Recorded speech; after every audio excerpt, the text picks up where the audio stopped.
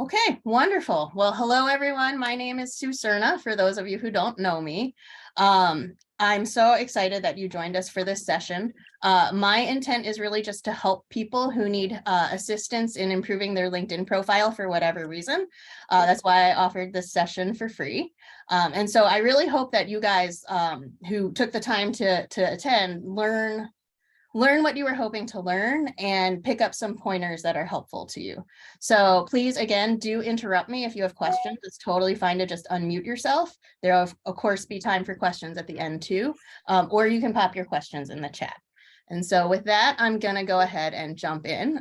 You can all see my slides, confirming, yes? Yep. Excellent. Okay, so I call this session Perfecting Your LinkedIn Profile. A little bit about me for those of you who don't know me and just saw this online and decided to attend. I grew up in Philadelphia, but I now live outside the lovely metropolis of Minneapolis, Minnesota, where it is unseasonably warm today at like 32 degrees or something. Actually, it's a little chilly. I haven't been outside that much, but anyway, it's Minnesota, it's cold.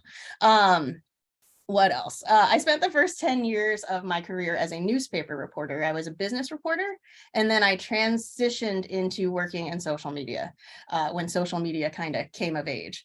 So I worked for almost 9 years at a very large B2B company called Cargill, which some of you may have heard of and some of you may have not, but it's a huge company, massively wide reach, international, 70 countries. And as a result of that, we at Cargill had 360 social media accounts that I was actively involved in managing and overseeing. So that's a lot of my corporate experience. And then when I left Cargill a couple of years ago, I started Cerna Social, my own company, where I now consult with all kinds of clients from Fortune 500s to nonprofits and small mom and pops and help everyone with their social media. I am also an advisory committee member for the National Institute for Social Media, which offers a certification. So if those of you in this field or in social media specifically are interested in being able to say things on your LinkedIn profile, like I am a certified social media expert, right? I would highly encourage you to look into NISM and certification. I'm happy to answer any questions there. And I'm also a member of the To Go Advisory Group, which is a group of consultants like me who have their own companies who kind of team up to help clients based on what they need, right? So do a lot of things, involved in a lot of projects with different companies. And that's me in a nutshell if you are new to Sue. Okay, so this presentation is divided into kind of two sections. So when you guys all signed up for this session, you told me whether you were beginner, intermediate, or advanced level LinkedIn user. And quite honestly, it was a pretty even spread between the three categories. So I'm going to start at the beginning. So for those of you who were advanced users, some of this is going to be pretty basic for you. Just hang in there. The second portion of this is a little more advanced for those of you who have the basics down. But we're going to start with the basics, okay? So ground rules. Number one, there are no stupid questions, right? I always hate it when people tell me this is a stupid question. Social media is inherently confusing, right? So don't blame yourself if you're confused. There are no stupid questions. Please ask them. That's the point of this session. Okay, so LinkedIn is the social media network for work. Basically, it's the place where you keep your professional connections. And it's absolutely true that there is now some bleed over between personal social and professional social, right? But LinkedIn by and far is the platform for kind of professional work-related social media. It is the way that you stay in contact with a lot of the people you've encountered in your work career, right? Because everybody's shifting companies and moving around. It helps you stay connected the same way Facebook helps you stay connected with your friends, right? The vision of LinkedIn is really, I think, important here because they really are driving toward creating opportunities for people. And that's why it's such a valuable platform for job seekers, because their entire tool is organized around trying to help you create opportunity for yourself or for others, right? And then I think actually these numbers are a little out of date, but they have millions and millions of users in more than 200 countries. So if you're looking for new people to network with, people who are in your industry, LinkedIn is a fantastic place for that. LinkedIn is not where you post random updates about your dating life or about where you went for dinner. I have to say, I'm seeing a little more of this personal content bleed onto LinkedIn, right? Stuff I would normally say you'd see on Facebook or Instagram. So again, there's some blurring of the lines, but in general, keep your work stuff on LinkedIn and don't post personal stuff on LinkedIn, okay? Okay. Now, we're here to talk largely about updating your profile, but I'm going to advise you highly before you do any work on your actual profile, before you log into your account and start updating things, sit down and do some brainstorming, right? And this deck will be available on my website for you after this session. It's actually already there. So you can download it and have this for reference, but do some real good brainstorming about what you want your LinkedIn profile to say about you, right? And it's really hard for people to think about packaging themselves as a product, right? It's really weird to brag. Here in Minnesota, people are incredibly humble and very, very nice, and they don't like to brag about themselves, right? LinkedIn is not a place where you want to be super shy, right?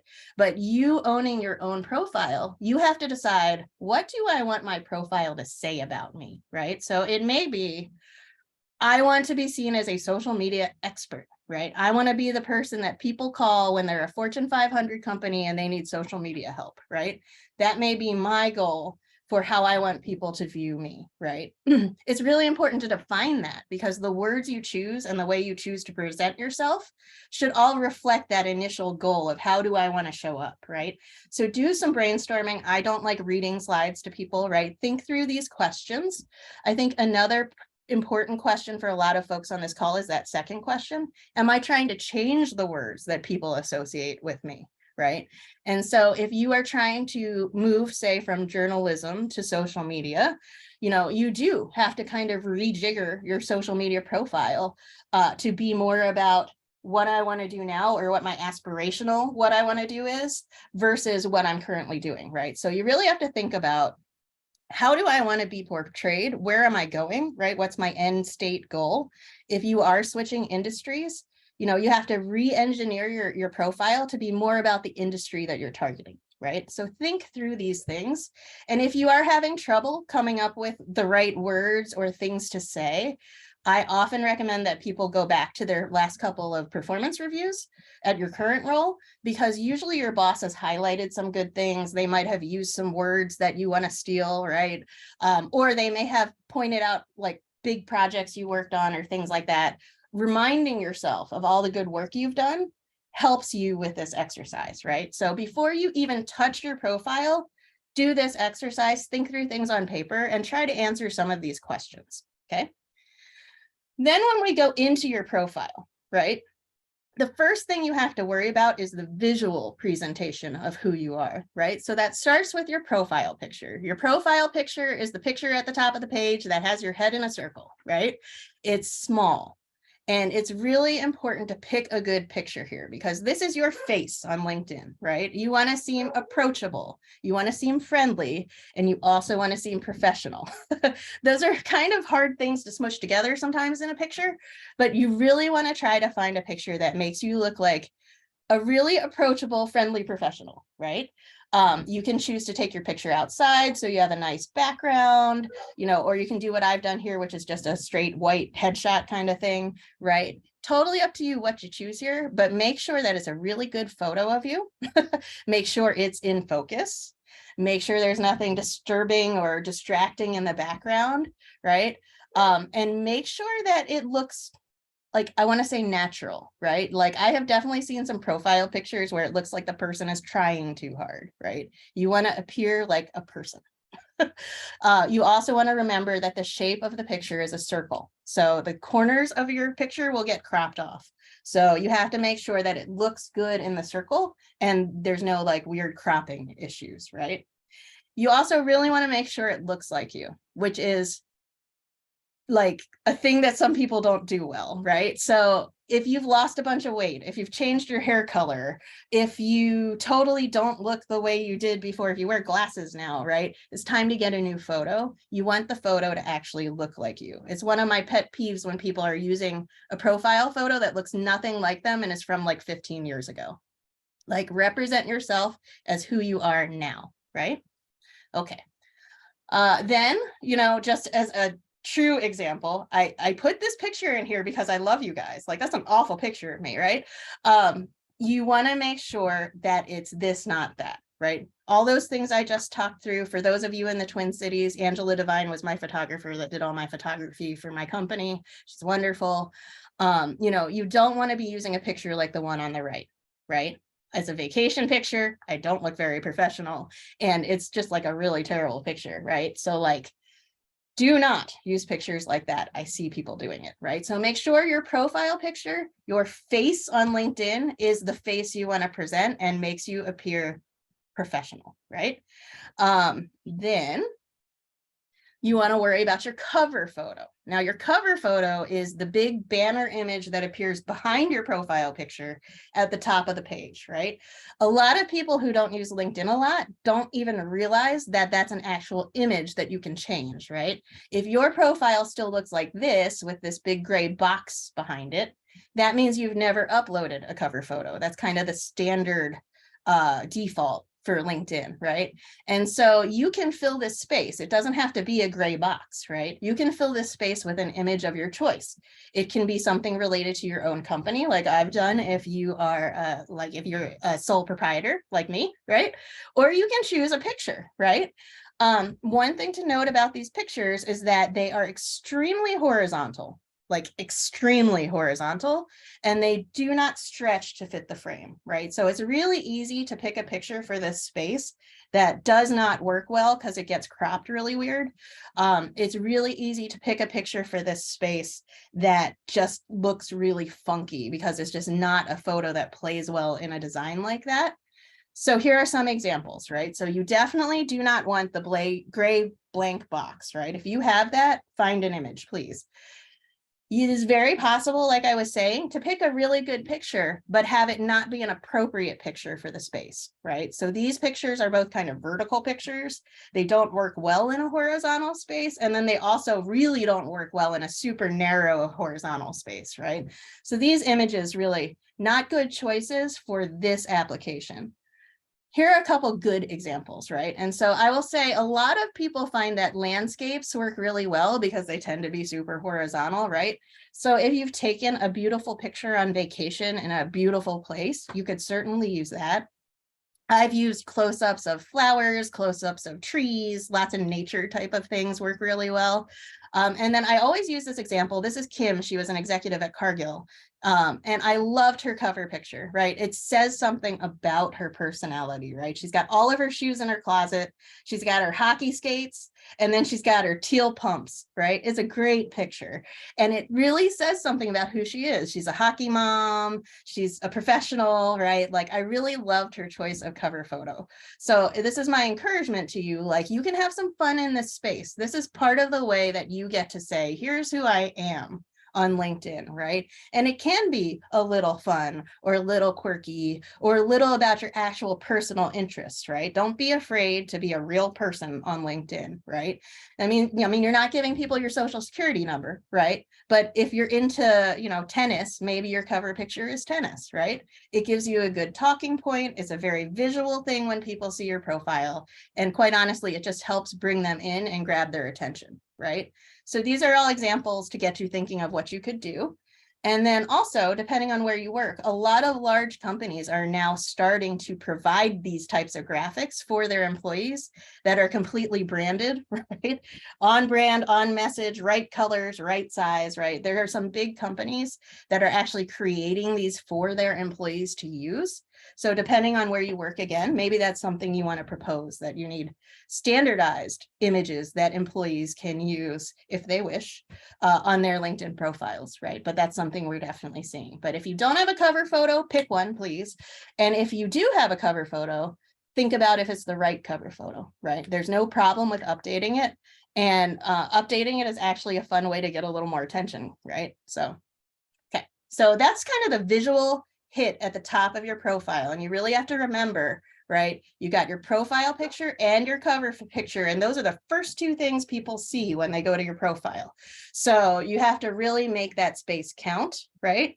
Pick good pictures. Everybody learns visually. Everybody is attracted to visuals much more than text, right? So spend some time picking great images for the top of your page because it will make a huge impact. Okay.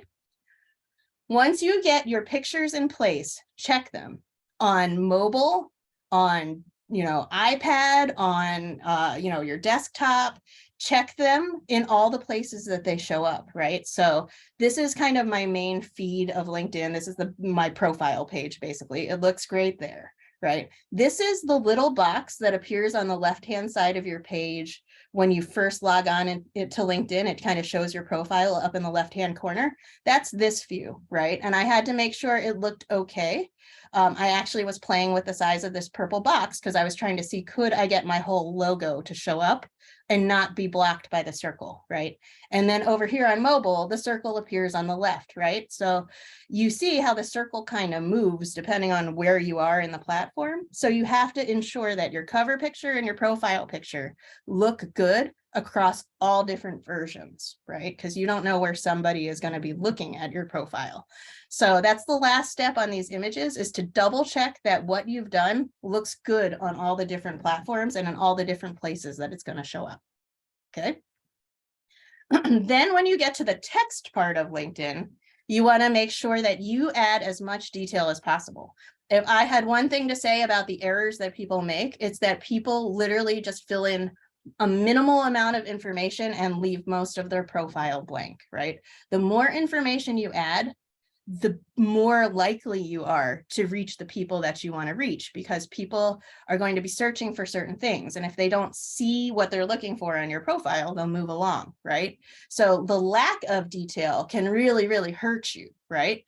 So basics, make sure your name is right. Make sure your job title is correct. Make sure the company that you currently work for or you just left is all correct, right? Make sure the basics are done, right?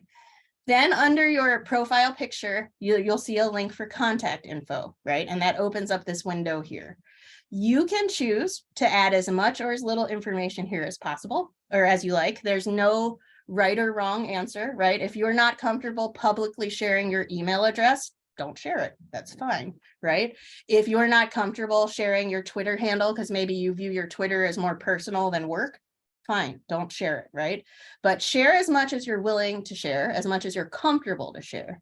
And of course, you're at the very least going to have your LinkedIn profile here, right? So check out your contact info and make sure it's the way you want it. And then you fill out your about, and we're going to talk about in detail a little later. But the about section is really like a wide open field. You get a lot of room here. The character limit is really big, right? So you can write a novel if you want to, right?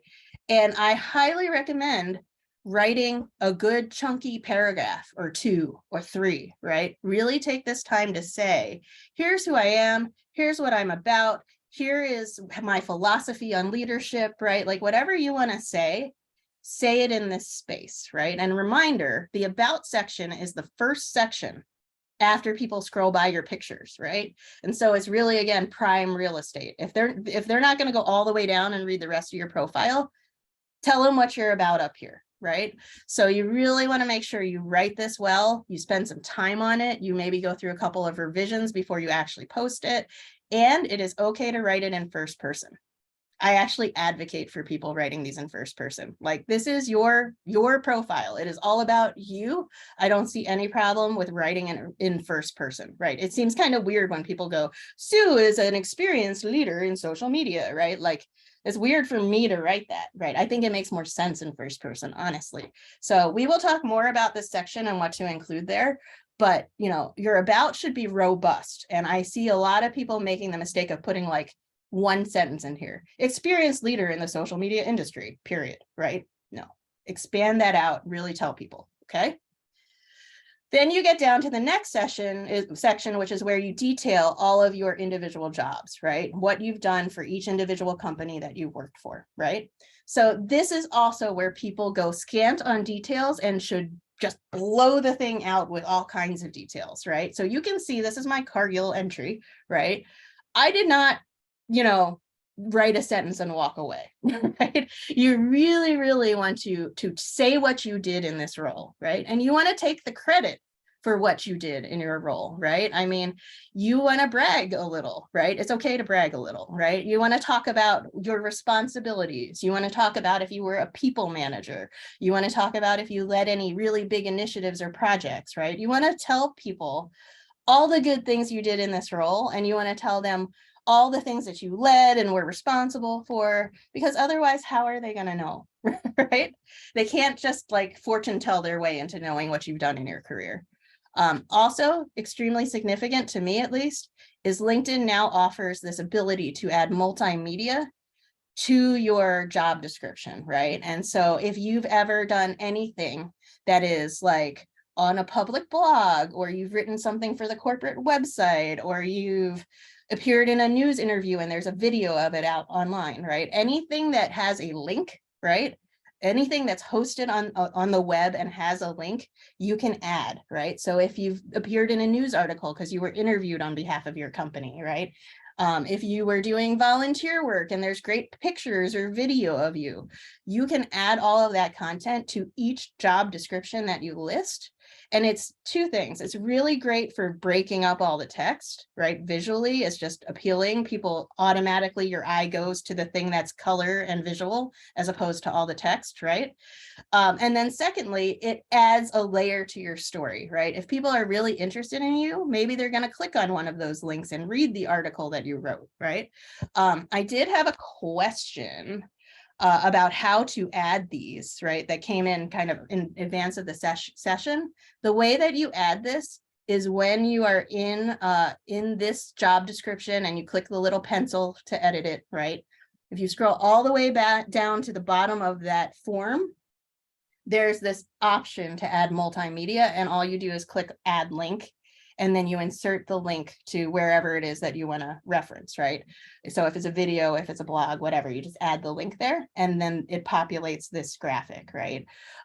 You can also upload, right? So if you have video that you have on your cell phone that you shot yourself or someone shot of you, you can even upload that, or pictures, right? So really think about the multimedia aspect of each job description, particularly your most recent ones, right? I mean, when you get down to like your summer internship 20 years ago, probably okay to not include multimedia, right? But especially for your last couple of roles, if you have something to add here, add it, because it adds value. And again, it gives people something else to look at and a different way to understand who you are as a professional.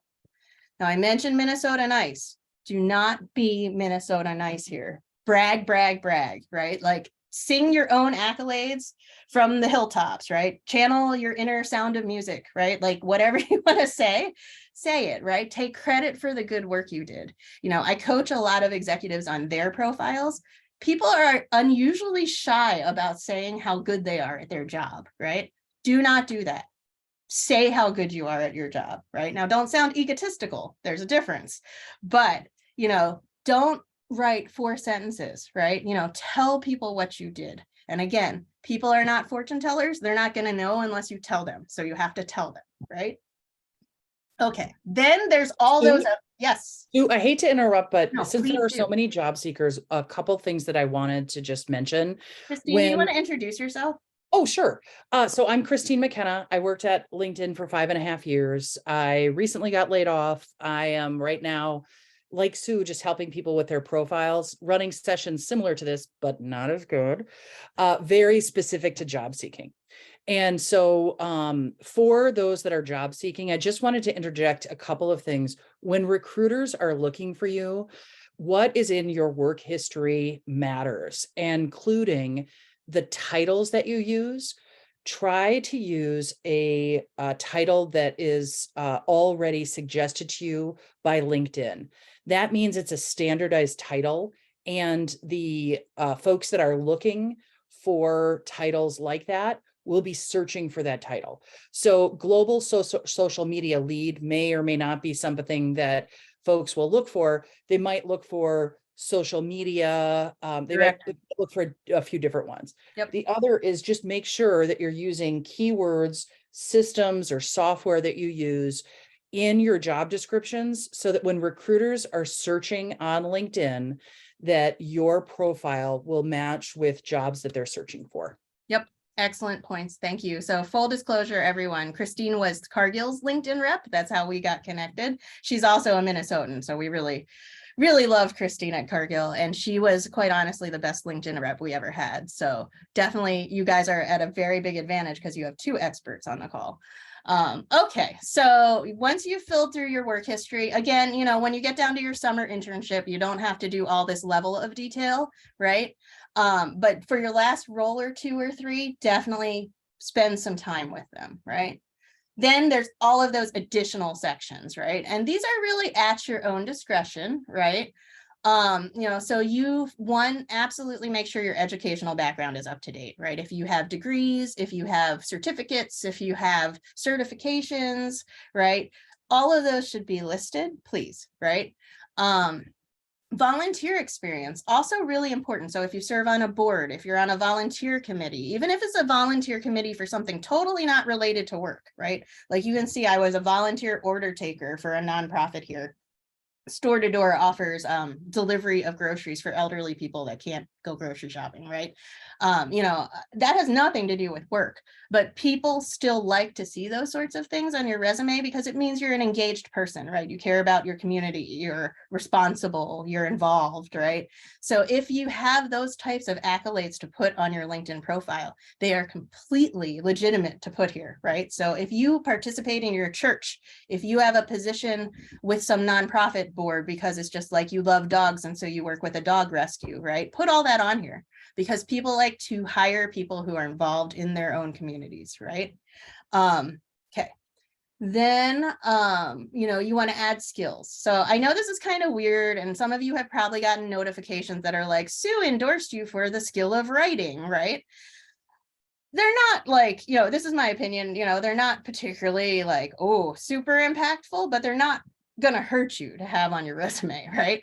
Now, for those of you who are switching jobs, switching industries, this skills section is actually important because your skills may be all related to your previous role in your previous industry and not the role in the industry that you're shooting for, right? And so this is where you can do some work on your LinkedIn to kind of rejigger that picture that you're presenting, right? So number one, you'll notice that I've circled up in the corner, you can add a skill. So if someone has not endorsed you for a skill, that doesn't mean you can't add it to your own list, right? You can add anything you want. So go in there and add it.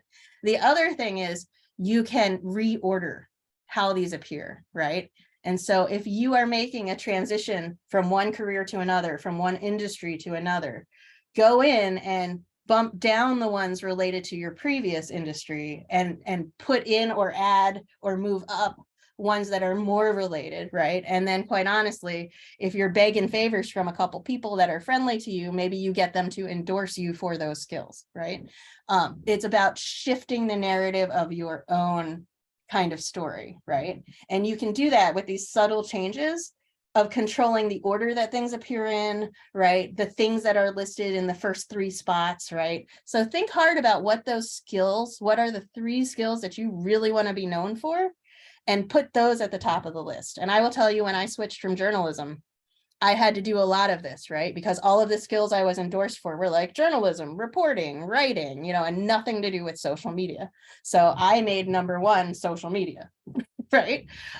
So that's kind of a little bit of a magic trick, right? There's also this accomplishments section, right? So if you've been given an award, or if you've been nominated for something, or something you have done, or even a team you worked on, or a project you worked on has received some sort of accolade, put them there, right? If you participate with any industry organizations, list those, right? You want to give people a really, really complete look, right? At who you are, what you do, how you participate in your industry, how involved you are, right? All of these things give people a complete picture of who you are as a professional and a little window into who you are as a person, right? So you want to make sure, again, that you add as much detail as you're really comfortable with, right? Also, I'm just going to point out there's a plus sign where you can add a new section to your profile. If you click on that plus sign, you get all of these additional options, right? So if you speak multiple languages, that's a big one, right? Put that on your resume. If you took some certification exam and you're super proud of your score, You can list your test score, right? So you see, right, if you own a patent, you can list that, right? There's all kinds of ways that you can supplement your profile. Obviously, you're not going to use every single one of these options if they don't apply to you, but if they do, more detail is better, always, like full stop, right? Okay, that's a lot of information. I'm going kind of fast. This is kind of what Christine was just alluding to, right? Word choice really matters. I'm going to hammer this point home because it's on like the next 4 slides, right? Word choice is everything for LinkedIn, and it's because you want people to find you, right? It's exactly what Christine just said.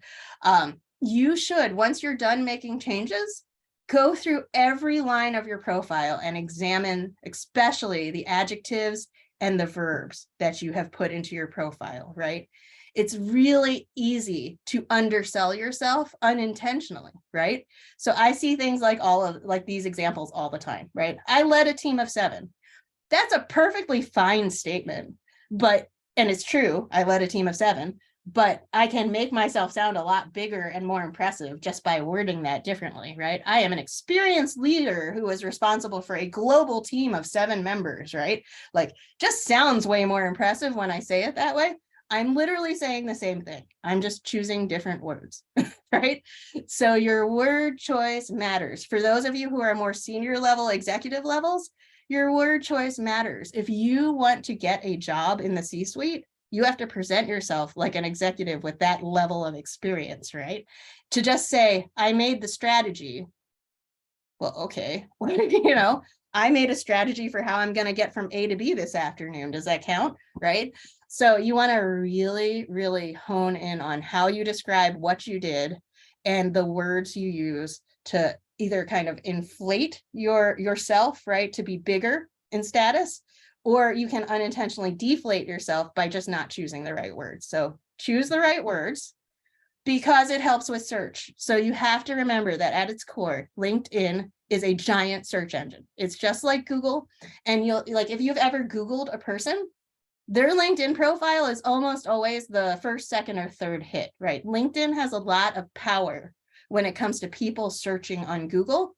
And then LinkedIn itself is a search engine, right? There's a search bar on LinkedIn that people use a lot, right? So both for Google SEO and for your own personal findability on LinkedIn, you must choose not only to put a lot of words, but to put the right words, right? And think about your behavior. If you Google blue butterflies, if the article in question doesn't say the word blue butterflies, it is not going to show up in the Google results, right? This is the same principle. If your LinkedIn profile doesn't say, I'm an expert at social media listening tools, someone who's searching for a social media listening expert is not going to find me, right? So you really have to make sure that you think through this from the perspective of what are people going to be looking for? So to Christine's point, what job title would this most commonly be called, right? I will admit global social media lead is a terrible title. I was never convincing enough to get the director of social media title at Cargill, sadly, but that is the right title, right? And that would be the one that people are searching for. So I may change my title, right? But that's what she's talking about, right? You have to put the right words for people to find you, right? So you really have to almost reverse engineer your LinkedIn to be all about what would people be searching for that I would want them to find me. Like, what words are people putting in that search box that I would like to show up in the search results for, right? And make sure your profile includes those words, maybe a couple of times, right? Okay, so here are 2 good examples. The left example is a person I don't even know. I just was surfing around on LinkedIn and I saw her profile and I thought it was a really good example. So I know it's like microprint. So, her beginning is highly accomplished, results-oriented, and classically trained marketing professional with extensive experience in driving strategy and executing campaigns. That's a pretty good first sentence, right? That makes her sound like really important and big. And it makes me automatically know senior leader, right? Not like, intern, right? And then you'll notice she's done something really interesting. She listed her core competencies in a list, right? This is something that everyone is starting to do on LinkedIn, including myself. This is basically like keyword stuffing, right? So if we go back to the point of search, This is basically people saying, I want to be in the search results if anybody mentions any of these things, right? And the example on the right is my profile. This is my about, and you can see I've done the same thing. I just separated it in a different way, but this is where, make your LinkedIn profile work for you. List everything you can think of. And if you have to do it in a big, ugly list, that's okay. People do it, right? And they're doing it because of this principle of people are searching for social media governance, international Chinese social media, right? Like they're searching for all these things that I have knowledge about, and I want to be found if people are searching. So I have literally stuffed my LinkedIn with keywords because that's the way that the system can know someone's searching for a social media governance expert. Here's a social media governance expert, right? You have to give it enough information for people to be able to find you. This quote at the bottom of the slide is one of my favorite personal quotes. It's, from when I was like in college and studying writing. There is a very large difference between lightning and lightning bug, right? You must pick the right words. Okay. I also had a question come in advance of the session about ageism, which I thought was actually really interesting. So thank you to the person who submitted this question. So this is my opinion. Ageism is a real thing. I mean, it's in the news all the time. It was just in the news after the Grammys, right? Because of Madonna. I'm not saying ageism is not a real thing, but I also think that older candidates, more experienced candidates, often experience ageism because they haven't been doing what we've just been talking about, right? So if you are in that position, it is really about how you frame yourself, right? It's about how you present yourself as experienced and senior as a good thing in terms of experience and value brought to the organization because you've been through all these hurdles before, you've got the real world experience, right? All of those things matter, but it's how you present them, right? So there's a difference between someone who presents on paper like, yeah, he's 60 and about to retire and I don't know, right? And someone who is like so appealing because they've done so much in their career that we want that experience in our house and we're going to look at this person as a candidate, right? So I really, really think there's a lot to be said for older candidates about how you present yourself, the words you choose, right? And basically, it's not even faking it till you make it. You've already made it, right? It's about telling people that you've made it, if you will, right? So I really recommend looking at your LinkedIn profile as kind of like how you're going to turn your experience and your years of service already into an asset that people view as an asset instead of a liability, right? Again, I know that ageism happens. I'm not saying it doesn't, but I think that a lot of people that think they experience that on LinkedIn, partially it's because of how they've chosen to set up their profile in a lot of cases, sadly. Okay.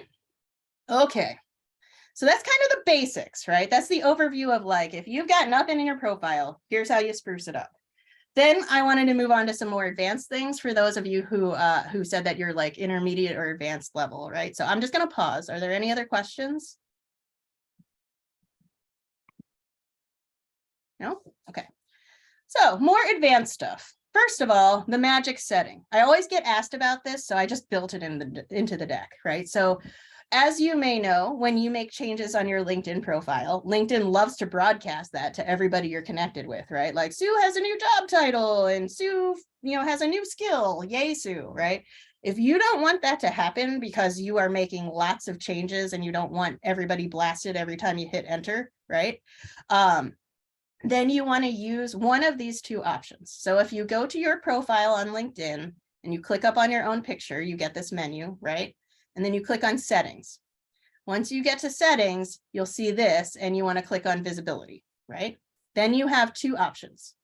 One is go into edit your public profile and toggle this off, right? So that literally hides your profile. It like deactivates it, right? So if you want to be sure that nobody sees anything that you're doing at all, you can literally unpublish your profile, make all the changes, and then come back in here and republish it, right? Option two is buried in this setting. share profile updates with your network, right? So as you can see, it tells you exactly what it shares: new job, education, certificate, profile, video, right?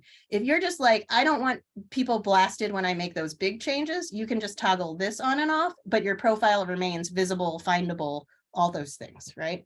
So one of two options, totally depends which way you want to do it. But I always get asked that question about like turning off that feature. This is how you do it. Okay. Okay. Second, if you do not yet have a custom URL for your LinkedIn page, I absolutely recommend doing it. You don't need any special permission. Anyone with a LinkedIn profile can get their own URL, their own website address. If you look at your LinkedIn profile, it generally looks like this: linkedin.com/in/your first name and last name and like some random numbers and letters, right? If you want something that looks a little better than that, do this process, right? So you go to your profile, up in the corner, there's edit public profile and URL. And then within the next screen, you'll see edit your custom URL, right? And this is where you can click on this edit button and get rid of this weird chunky whatever it is and change it to just linkedin.com/in/Sue Serna, right? Or whatever your name is, right? As long as no one else has taken that exact name, it's yours for the taking, right? If somebody has taken it, like if your name is John Smith, you might have to get a little creative. But these URLs that are custom to you are A, just a lot easier for people to like read and understand, but B, it's a little more branding, right? And it makes you just look like a little higher level professional because you knew enough to do that for yourself, right? So highly recommend everybody do this for themselves. There's nothing stopping you, and it just makes your profile look a little cleaner and a little more professional. Dan, sorry, I can't read. There's a question in the chat that says, how far back should you go in your work history? That's a really good question. It's partially up to you, right? There are some people who believe that just like stuff that I did 20 years ago, I just don't care about enough, right? My personal philosophy is that it helps for people to see kind of how you got to where you are. So I like to include everything that I've ever done way back to my summer internships, but you know, as you go further back, you offer less and less detail, right? Like my summer internship, you can look at my profile for an example, right? My summer internships are like, you know, 2 sentences: interned for this newspaper, wrote business stories, right? Like I don't need to expand on that because nobody's hiring me now for the work I did at the Rochester Democrat and Chronicle in 2000, right? Not happening. So, you know, I like to leave it there just to show my path in my career. There are other people who just like kind of pick a cutoff point and it's like before that, it doesn't really matter. So it's like totally up to you. But just, you know, your top couple of more recent jobs are really the most important to focus on, right? Good question. Okay, so after you do your custom URL, think about strategy. And this is going to relate to a lot of you who kind of said, I want to learn from this session how to, you know, fill in the blank, how to, you know, be found by recruiters. I want to learn about how to really use LinkedIn to achieve X goal, right?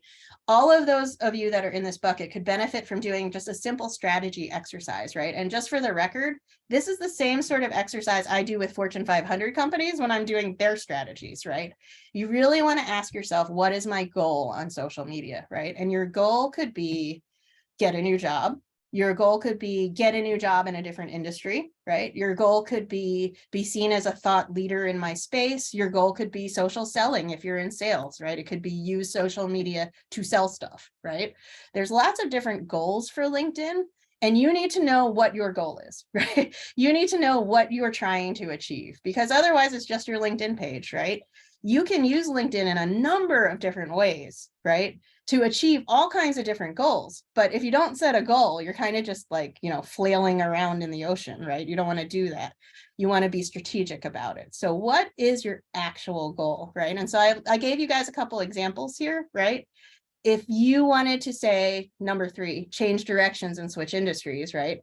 Just like me 10 years ago, I had all journalism connections, right? All journalism connections. And I had to start building connections in social media, digital, right? All those spaces that I wanted to be in. I had to start just following people who were industry leaders. I had to start making connection requests with people that looked like maybe they would be friendly to me and help me along, right? And as I learned more people in my industry, then I connected with people I'd met in real life and built my network from there. But you have to go forth, right, with a strategic goal in mind, right? Because it's going to dictate how you behave on LinkedIn, right? If your goal is switch industries and build a new network in my new industry, that has a lot to do with following, connecting, all that stuff, right? If your goal is to be a thought leader, that has a lot to do with expressing your own opinions so that people can see your thought leadership, right? So really, you got to narrow down, why am I here? And then adjust what you're doing on LinkedIn accordingly, right? So I know it seems weird to think about a strategy for your own social media accounts, but you really should, right? Like LinkedIn is the place for professional and work social media. So what is your goal, right? And if you can focus your thoughts and your energies on the goal, then that will make it really clear what you should be doing on LinkedIn and what you don't need to do on LinkedIn, right? So give your strategy some thought.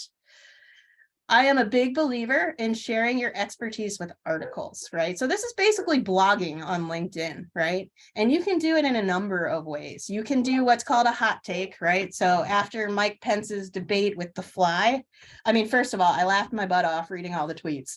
And secondly, I wrote a blog post the next morning about kind of like how stuff like that happens on social and how leaders don't understand it at all, right?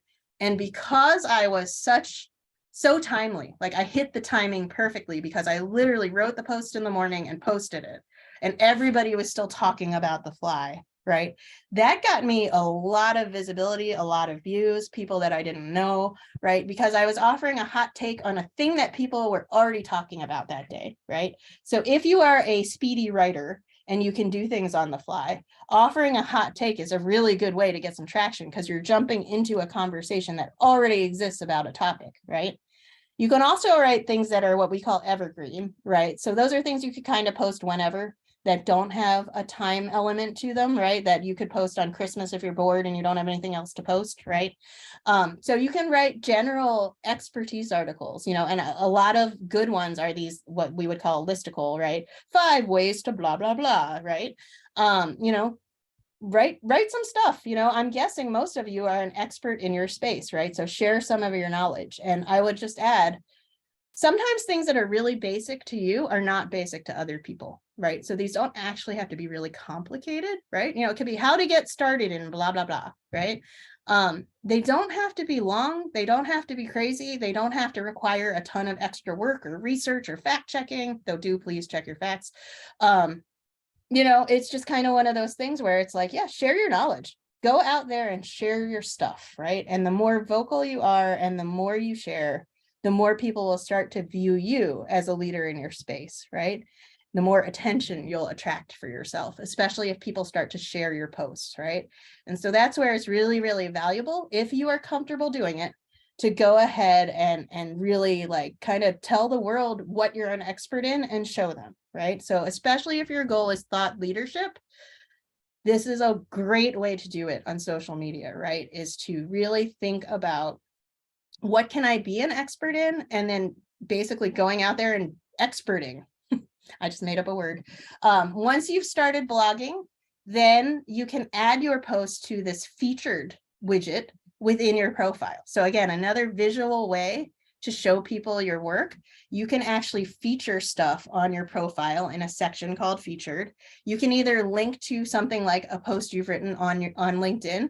I can also link to posts I've written on my own blog on my website. So again, anything with a link you can post here. And you can also post like presentations and things like that. So if you did a big project and you want to share the presentation and you're allowed to share the presentation, you could actually put it there for people to review, right? So for those of you who are job seekers, right, we know pretty much that every LinkedIn recruiter is going to check out your profile as a first step. Having some of these components up there where you're like, here are some work samples, basically, right? Here's what I can do. Here's why I am of value. This featured section can be really valuable, right? Okay, so articles. And then finally, recommendations. Actually, that's not finally, but recommendations. is another section, right, on your profile. And recommendations are basically like Yelp reviews for people, right? So it's basically a review that a person would write for someone that they've worked with. Doesn't have to be someone that was on your team, doesn't have to be someone that was at your company. I mean, it could have been a vendor that you had a close relationship with, but anybody you've worked with, you can write a review for, or they can write a review for you, right? Just like Yelp reviews, the principle is the same. People like to hear firsthand accounts of what it's like to, eat in this restaurant, or in this case, work with this person, right? So you really, really want to make sure that your recommendations section, that you have at least a couple. A really good way to get a recommendation is to write one for someone else and then ask them to return the favor, right? And again, for those of you who are switching industries or careers, make sure your reviews and your recommendations, sorry, I called them reviews, reflect the industry you're trying to get to and not the industry that you are leaving, right? And I had to do a little bit of that when I left journalism, right? So make sure you have recommendations at the top of your page that are a little more related to the field you're targeting, okay? Okay, reading recommendation. The Love is the Killer app by Tim Sanders. I love this book. I recommend it all the time. His philosophy is that when you are in the professional workplace, if you are generous with your time and your expertise, if someone says, hey, can I have 30 minutes of your time and have a coffee and pick your brain? Saying yes to those opportunities comes back to you in spades. That's his entire philosophy. And on LinkedIn, it's particularly applicable because LinkedIn is very much a platform where you get more if you participate more, right? If you become an active member, then you will start to reap real rewards, right? Because people love people who participate in the conversation. It's called social media for a reason. It's social, right? So I know some of you are probably wallflowers, but even liking a post and saying, great post, that counts, okay? You don't have to overthink it, right? But just start participating. Okay. Finally, Christine, who we've already introduced, is offering an amazing deal. I will tell you guys, I would charge you more than this for this service. So she's offering a personalized LinkedIn review of your profile for $50, which is pretty incredible. And like I said, I also want to say, in the spirit of what you give out sends back, if that's hard for you, don't sweat it. I'm happy to do it. Christine's an awesome person. She is for sure an expert, and she probably has more info than I do because she worked at LinkedIn. So I really encourage a lot of you to take her up on that because she's fantastic. And I'm really pleased she joined us today. So please get in touch with Christine if you're interested. And then this is my shameless plug. Please follow me on the socials if you would be so kind. And with that, are there any other questions?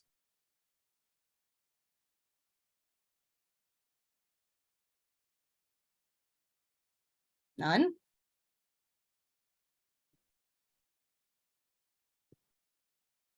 On the cover photo, Mm-hmm. I see where some people put like their email address or stuff like that. Is that good, bad? Well, but my problem with that is it's not clickable, right? So Right.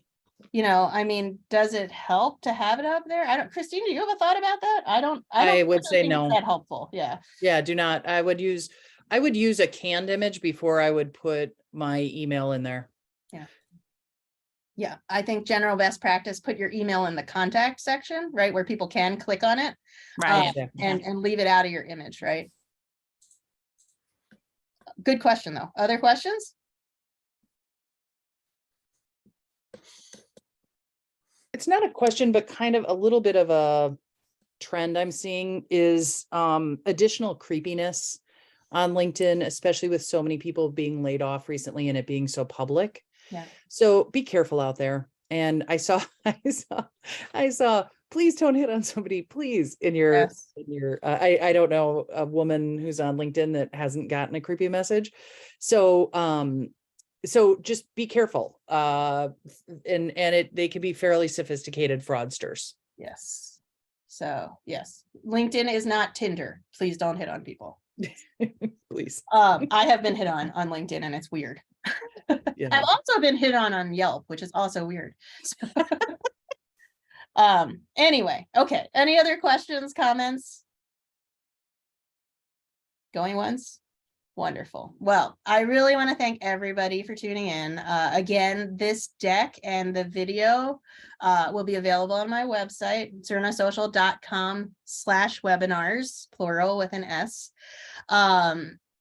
The video will be up there shortly and the deck is up there now. So really, again, appreciate you all.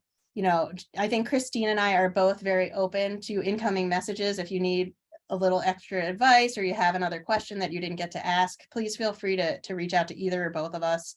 And thank you all again. Good luck with your job hunt.